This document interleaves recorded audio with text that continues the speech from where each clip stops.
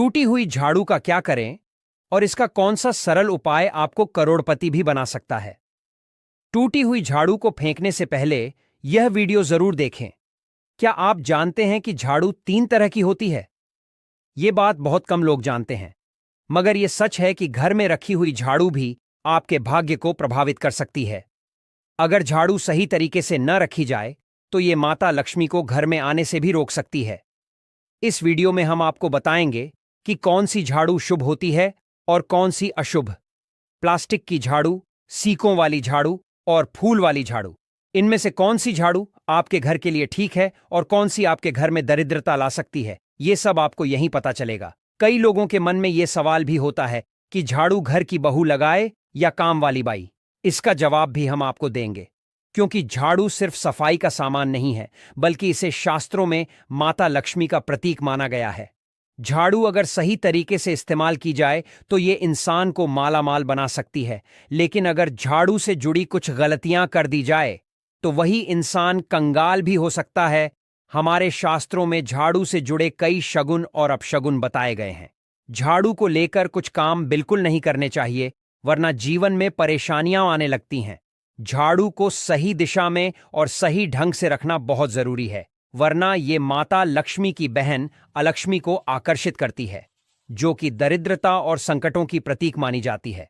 दोस्तों, अगर आपके जीवन में बार बार समस्याएं आ रही हैं, एक परेशानी जाती नहीं और दूसरी खड़ी हो जाती है, तो हो सकता है इसके पीछे आपके घर में रखी हुई झाड़ू की स्थिति भी एक कारण हो।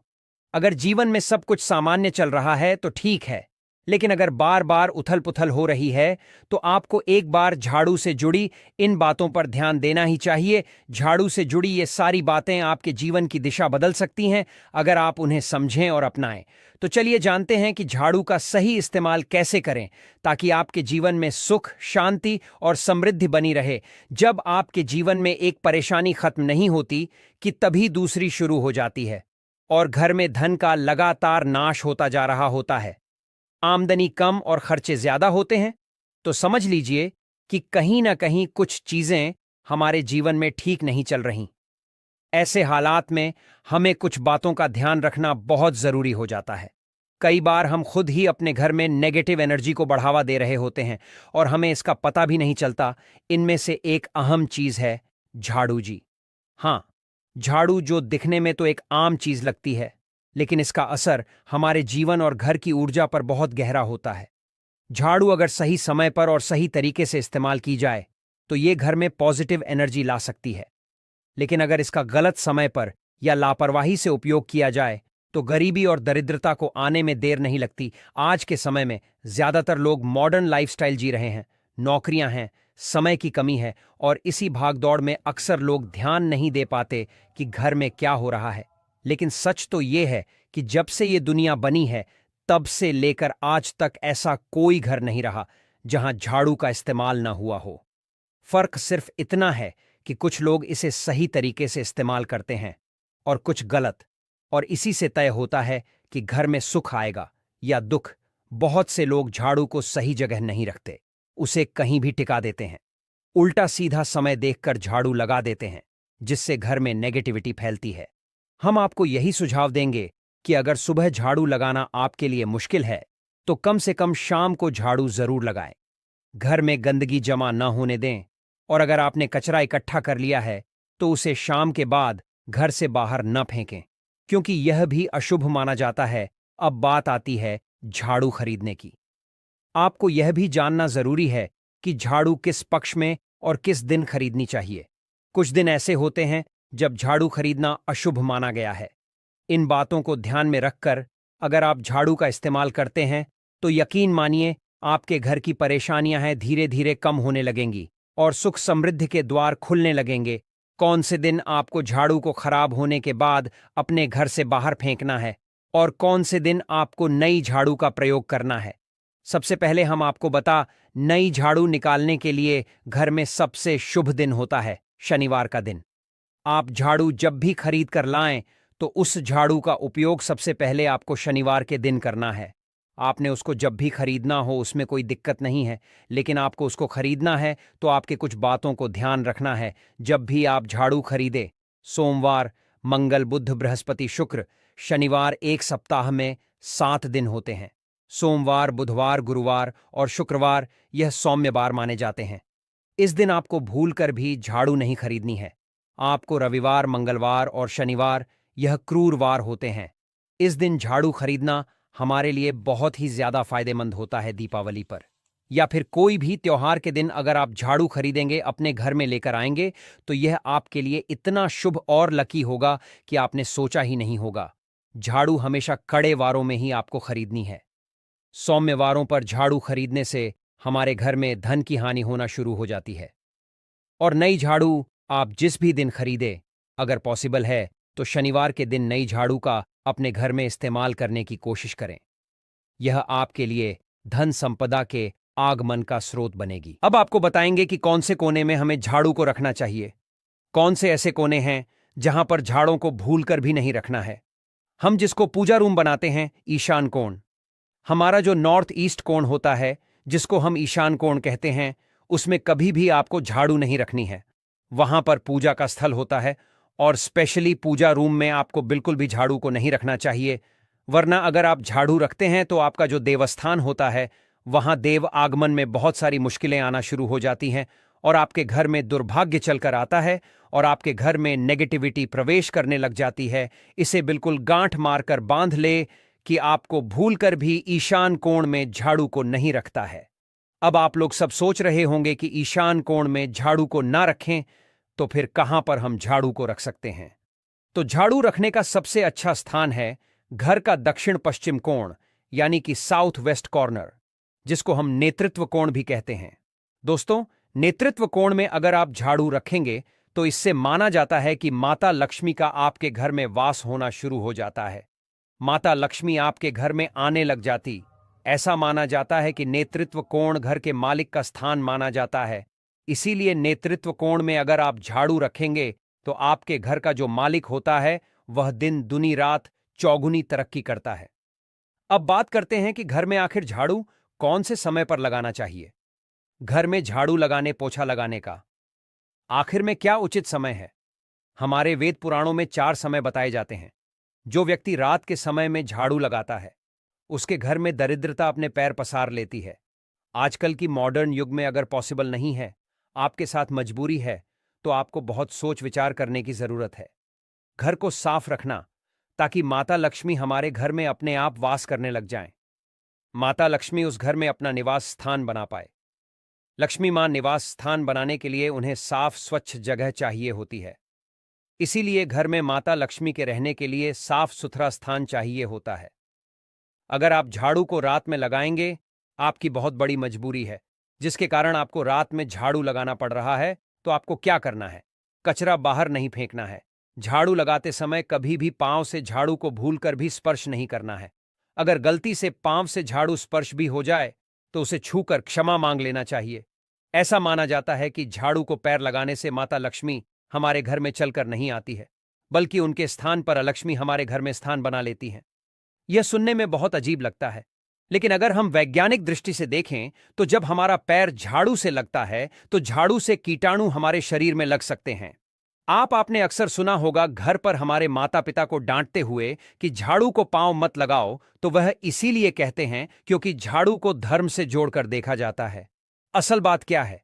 जब आप झाड़ू को पैर लगाएंगे, आपके पैर गंदे हो जाएंगे और झाड़ू को पांव लगाने से माता लक्ष्मी का अपमान माना जाता है। जब आप झाड़ू को पांव लगाते हैं तो माता लक्ष्मी आपसे रुष्ट हो जाती है और उसी तरह आपके घर में कीटाणु आपके पूरे घर में पांव में लगकर फैल जाती हैं, क्योंकि आप पूरे घर में घूमते हैं। कभी भी झाड़ू में पांव नहीं लगाना है। झाड़ू में अगर पांव लग गया तो तुरंत ही धोना जरूर चाहिए। शाम को सूर्यास्त होने से पहले झाड़ू की मिट्टी को कभी भी घर से बाहर नहीं फेंकना चाहिए। शास्त्रों में इस मिट्टी को मात्र मिट्टी नहीं माना जाता और इसे घर के बाहर निकलने पर माता लक्ष्मी हमारे घर से सदा के लिए बाहर चली जाती हैं और उनकी जगह उनकी बहन अलक्ष्मी का प्रवेश हो जाता है। दोस्तों, ध्यान रखें, हमेशा ही घर में झाड़ू को छुपाकर रखना चाहिए। आपको भूलकर भी कभी भी खुले स्थान में झाड़ू को नहीं रखना है। अगर आप झाड़ू को खुले स्थान में रखेंगे तो इसे बहुत बड़ा अपशगुन माना जाता है। इसीलिए हमेशा ट्राई करें कि आप अपने घर में झाड़ू को ऐसी जगह छुपा कर रखें जहां पर बाहर वाले की नजर आपके झाड़ू पर ना पड़े। अब आप सोच रहे होंगे कि हम अपनी झाड़ू को कहां पर रखें, हम छुपा के कहां पर रखें। तो आप पलंग के नीचे अपनी झाड़ू को रखने की सोच रहे होंगे, लेकिन आपको बिल्कुल भी ऐसा नहीं करना है, वरना आपके घर से अनाज बहुत जल्दी खत्म हो जाएगा। इसीलिए आपको घर में पलंग के नीचे झाड़ू नहीं रखनी है। साथ ही साथ स्वास्थ्य संबंधी परेशानियां आपके घर में जन्म ले लेंगी।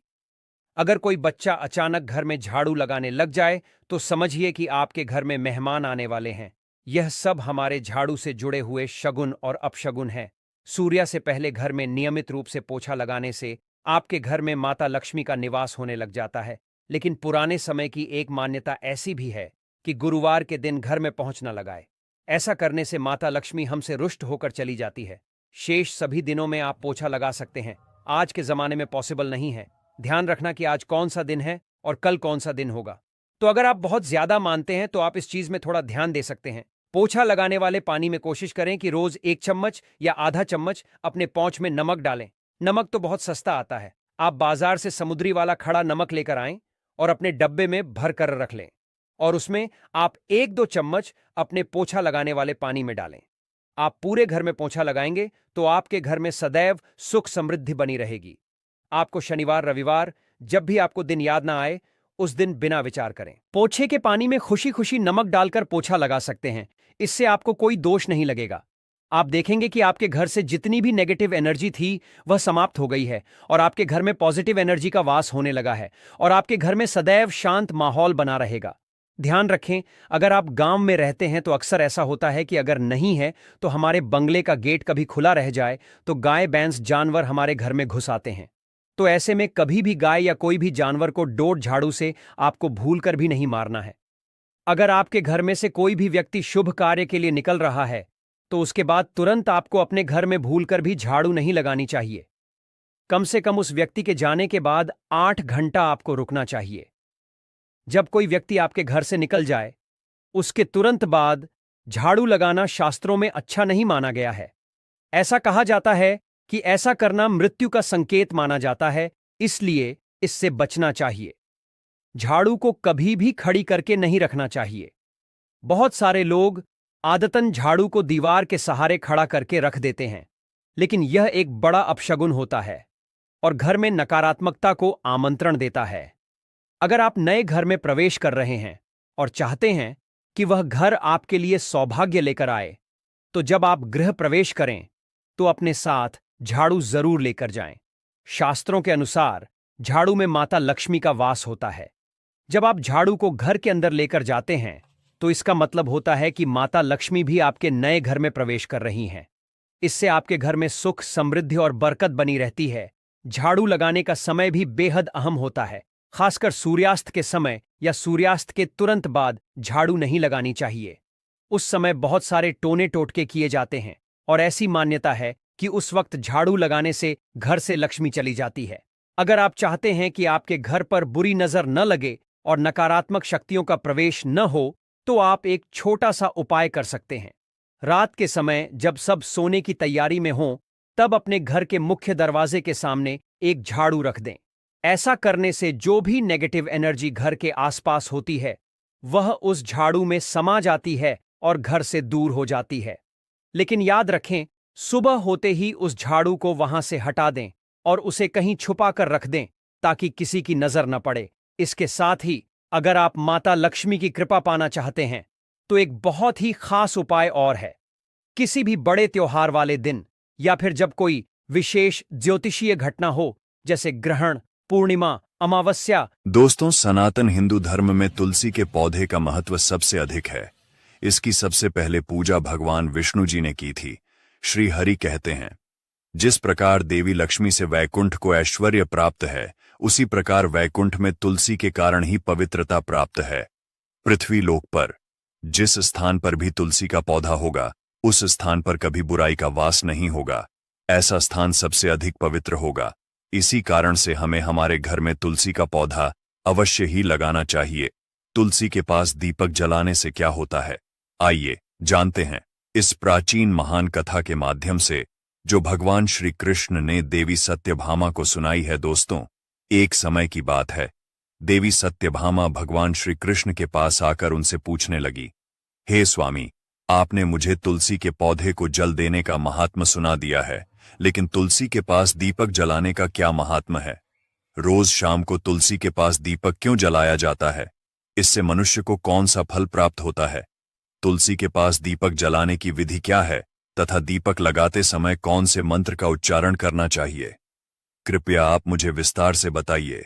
भगवान श्री कृष्ण कहते हैं, हे देवी, आज तुमने समस्त संसार के कल्याण की भावना से बहुत ही उत्तम प्रश्न किया है। तुम्हारे इस प्रश्न का उत्तर देने से पूर्व मैं तुम्हें एक प्राचीन इतिहास सुनाता हूं, जिससे तुम्हें तुम्हारे सभी प्रश्नों के उत्तर मिल जाएंगे। लेकिन दोस्तों, अगर आप भी चाहते हैं कि आपके ऊपर और आपके पूरे परिवार के ऊपर माता लक्ष्मी का आशीर्वाद सदैव बना रहे, तो इस वीडियो को एक लाइक करें और आपके अपने चैनल अद्भुत वास्तु ज्ञान को सब्सक्राइब करें और कमेंट बॉक्स में जय माता लक्ष्मी लिखना ना भूलें। शाम के समय तुलसी के पास दीपक जलाने से जो पुण्य मिलता है, उसी का वर्णन मैं इस कथा में करूंगा। इसलिए इस कथा को ध्यान से सुनो। इसे सुनने मात्र से ही 100 वर्षों तक तुलसी के पास दीपक जलाने का फल मिलता है। देवी सत्यभामा ने भगवान श्री कृष्ण से कहा, हे प्रभु, मैं इस कथा को सुनने के लिए बहुत उत्सुक हूं। कृपया इसे मुझे सुनाइए। मैं इसे पूरे ध्यान से सुनूंगी। तब भगवान श्री कृष्ण ने देवी सत्यभामा को कथा सुनानी शुरू की। उन्होंने कहा, हे देवी, यह बात प्राचीन काल की है। दक्षिण दिशा में तुंगभद्रा नाम की एक विशाल और पवित्र नदी बहती है। उसी नदी के किनारे हरिहरपुर नाम का एक अत्यंत सुंदर नगर बसा हुआ था। उस नगर में हरि दीक्षित नाम के एक ब्राह्मण रहते थे। वे बहुत ही गुणवान, चरित्रवान और धर्मपरायण व्यक्ति थे। वे वेदों और शास्त्रों के मार्ग पर चलने वाले थे और उन्होंने समस्त शास्त्रों का अध्ययन कर रखा था। हरि दीक्षित की पत्नी का नाम लोग चारा कहकर पुकारते थे। उसका स्वभाव उसके नाम के अनुरूप ही था। वह हमेशा अपने पति का अपमान करती रहती थी, पति को बुरी तरह ताने देती और उसे दुख पहुंचाती थी। वह अपने पति के लिए कभी भी खाना नहीं बनाती थी और न ही उसके साथ स्नेह से पेश आती थी। उसने अपने पति के साथ कभी प्रेमपूर्वक व्यवहार नहीं किया। जब भी पति के मित्र या परिवार के लोग घर आते, वह उन्हें अपमानित करके भगा देती थी।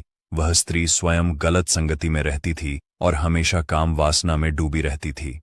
उसका मन अपने पति से हटकर पराये पुरुषों में लगा रहता था और वह अन्य व्यभिचारी स्त्रियों के साथ घूमती रहती थी। उसने कभी अपने पति से प्रेम पूर्वक बात नहीं की, किंतु पराये सुंदर पुरुषों के संग बैठकर बातें करती थी।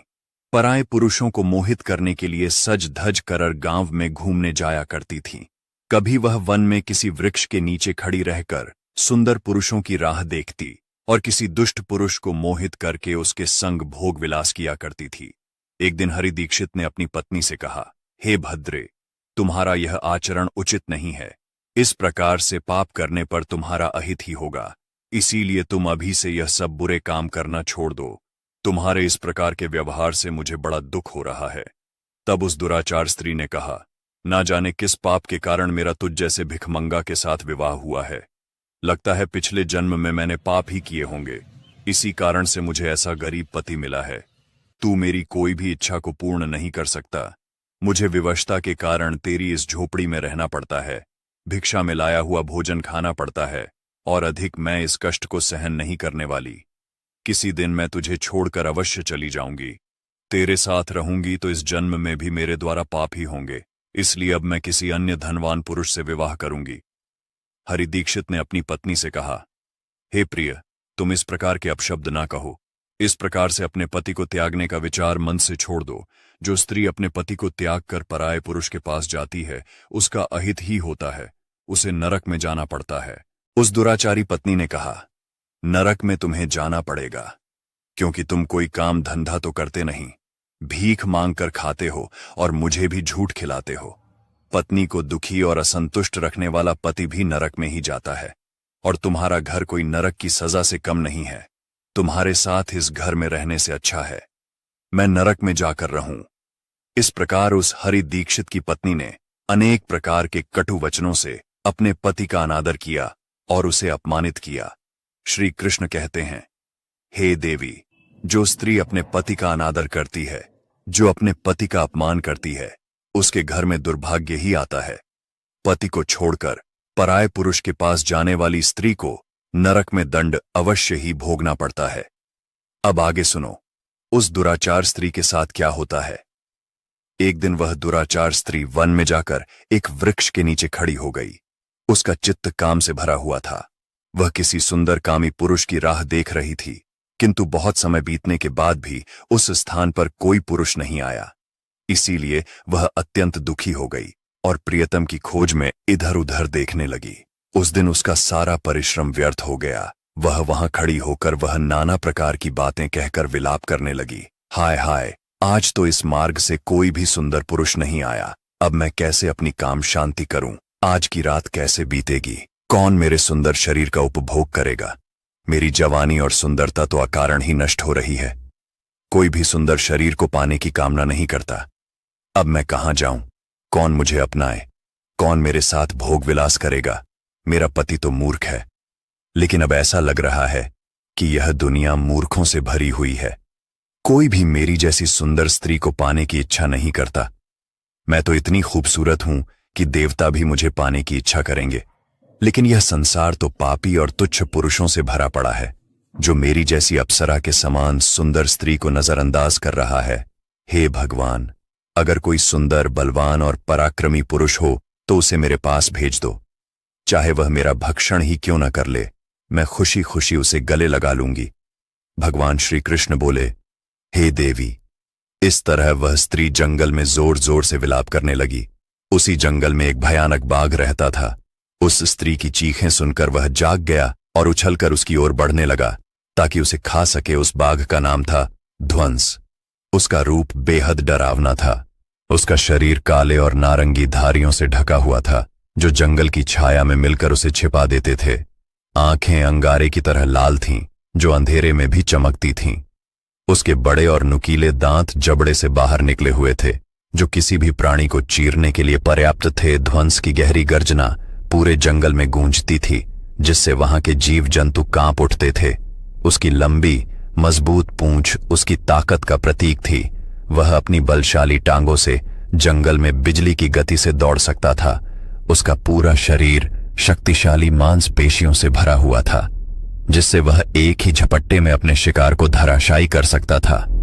ध्वंस उस विलाप करती स्त्री की ओर तेजी से बढ़ रहा था। उसकी नाक से बार बार गर्म सांसें निकलती, मानो वह हर पल अपने अगले शिकार की तलाश में हो। ध्वंस का एकमात्र लक्ष्य उन पापी और दुराचारी लोगों का भक्षण करना था, जिन्हें उसकी नियति ने उसे सौंपा था। उस भयंकर बाघ को अपने सामने खड़ा हुआ देखकर उस स्त्री के पसीने छूटने लगे। वह भय से थर थर कांपने लगी। वह स्त्री कुछ करती, इतने में ही उस बाघ ने अपने पंजे से उसे घायल कर दिया और वह स्त्री जमीन पर गिर पड़ी। जमीन पर गिरते ही वह स्त्री चिल्लाते हुए बोली, अरे बाघ, तू किस लिए यहां पर आया है? मुझे क्यों मार रहा है? मैं यहां पर अपने प्रियतम को खोज रही थी। तू मुझे छोड़ दे। मेरा भक्षण करके तुझे क्या मिलेगा? उस स्त्री की यह बात सुनकर वह भयानक बाघ क्षण भर के लिए रुक गया और हंसते हुए बोला, हे दुष्टा, आज विधाता ने तुझे मेरा ग्रास नियुक्त किया है। तुझ जैसी पापिनी स्त्रियों का भक्षण करना ही मेरा काम है, तभी मुझे इस शरीर से मुक्ति मिलेगी। वह स्त्री कहने लगी, हे बाघ, तुम कौन हो? मुझे सच सच बताओ, तुम्हें किस कारण से बाघ होना पड़ा और तुम मुझ जैसी स्त्रियों का भक्षण क्यों करते हो? पहले मुझे सारी बात बताओ और फिर मेरा भक्षण करो। फिर ध्वंस नाम का वह बाघ कहने लगा, हे पापिनी, मैं तुम्हें मेरे पूर्व जन्म का वृतांत सुनाता हूं कि किस कारण से मुझे बाघ होना पड़ा। पूर्व काल में दक्षिण देश अमलापाहा नाम की एक पवित्र नदी बहती थी। उसी नदी के तट पर मुनिपर्णा नाम की एक नगरी बसी हुई थी। यह नगरी अपने सुंदर मंदिरों, शांत वातावरण और धार्मिक अनुष्ठानों के लिए प्रसिद्ध थी। वहां एक ब्राह्मण का परिवार निवास करता था। मैं उस परिवार में जन्मा था। मेरा नाम वेदानंद था। मेरे पिता एक आदर्श ब्राह्मण थे, जो यज्ञ, हवन और धार्मिक अनुष्ठानों का पालन करते थे। उस बाघ ने आगे कहा, हे स्त्री, मैंने अपनी किशोरावस्था में वेदों का अध्ययन किया और यज्ञ आदि धार्मिक कार्यों में पारंगत हो गया। लेकिन जैसे जैसे मैं बड़ा हुआ, मेरे मन में धन का लोभ बढ़ता गया। अनेक यज्ञों का आयोजन किया, लेकिन वे यज्ञ धार्मिक उद्देश्य से नहीं बल्कि धन संग्रह के लिए थे। मैं उन पापियों के लिए भी यज्ञ करता था जो धर्म से दूर थे और उनके घर का भोजन करता था। मैंने धन के लोभ में उनके अनैतिक कार्यों का समर्थन भी किया। धर्म के मार्ग से भटकते हुए मैंने उन वस्तुओं का दान भी स्वीकार किया जिन्हें ब्राह्मण को नहीं लेना चाहिए। मेरा मन इतना लोभी हो गया था कि मैं ऋण के बहाने दूसरों से धन लेता और फिर उसे कभी वापस नहीं करता। मैंने अनेक प्रकार के छलकपट किए और इस प्रकार पाप करते हुए कई वर्ष बीत गए। समय के साथ मेरा शरीर कमजोर हो गया, बाल सफेद हो गए, आंखें धुंधली हो गईं और मुंह के दांत गिर गए। परंतु धन का लोभ अब भी मेरे मन से नहीं गया और मैं पाप करता रहा। उस बाघ ने अपने दहक परेश में आगे कहा, एक दिन धन के लालच में मैं फिर से नदी के किनारे गया। वहां मैंने अन्य धूर्त ब्राह्मणों के साथ मिलकर लोगों को ठगा। हम सभी ने झूठे मंत्रों का उच्चारण किया और बिना विधि विधान के ही देवी देवताओं का पूजन किया। इसका उद्देश्य केवल अधिक से अधिक धनदान में प्राप्त करना था। हमने लोगों को धर्म के नाम पर धोखा दिया। उस दिन मैंने काफी धन एकत्र किया, लेकिन उसी समय मेरे साथ एक भयानक घटना घटी। मैं उसी दिन नदी के तट पर बैठा हुआ था। तभी एक बीमार और भटकता हुआ कुत्ता मेरे पास आया। मैंने उसे दुत्कार कर भगा दिया, लेकिन वह क्रोध में आकर मेरे पैर में काट बैठा। मैं मूर्छित होकर वहीं गिर पड़ा। उसी क्षण मेरे प्राण निकल गए। मेरी मृत्यु के बाद यम के 2 दूत प्रकट हुए। वे काले और भयानक रूप वाले थे और उनके हाथों में जंजीरें थीं। उन्होंने मुझे पकड़ लिया और यमपुरी की ओर ले गए। यमपुरी में मुझे यमराज के सामने खड़ा किया गया। यमराज ने अपने दिव्य सिंहासन से चित्रगुप्त को आदेश दिया कि वे मेरे कर्मों का लेखा जोखा प्रस्तुत करें। चित्रगुप्त ने बड़े ही गंभीर स्वर में कहा, हे धर्मराज, यह ब्राह्मण जिसका नाम वेदानंद था ने अपने जीवन में घोर पाप किए हैं। इसने धर्म के नाम पर लोगों को ठगा, झूठे मंत्रों का उच्चारण कर यज्ञ किया और भगवान का अपमान किया। यह धन के लालच में धर्म से दूर हो गया। इसने कभी भी धर्म का पालन नहीं किया, इसीलिए यह पापी ब्राह्मण नरक जाने के योग्य है। फिर यमराज ने अपने दूतों को आदेश दिया, इस पापी को नरक की अग्नि में डाल दो, यह वहां जाकर अपने कर्मों का फल भोगे। इसके बाद मुझे नरक की भयंकर अग्नि में डाल दिया गया। वर्षों तक मैंने वहां की यातनाएं सहन की। मेरी आत्मा को भयंकर पीड़ा सहनी पड़ी। अनेक वर्षों की सजा के बाद मेरे पापों के कारण मुझे बाघ का शरीर प्राप्त हुआ और मैं इस दुर्गम वन में निवास करने लगा। ध्वंस ने अपनी कहानी को समाप्त करते हुए कहा, अपने पूर्व जन्म के पापों का प्रायश्चित करते हुए मैंने संकल्प लिया कि मैं कभी भी महात्मा साधु पुरुष या सती स्त्रियों का भक्षण नहीं करूंगा।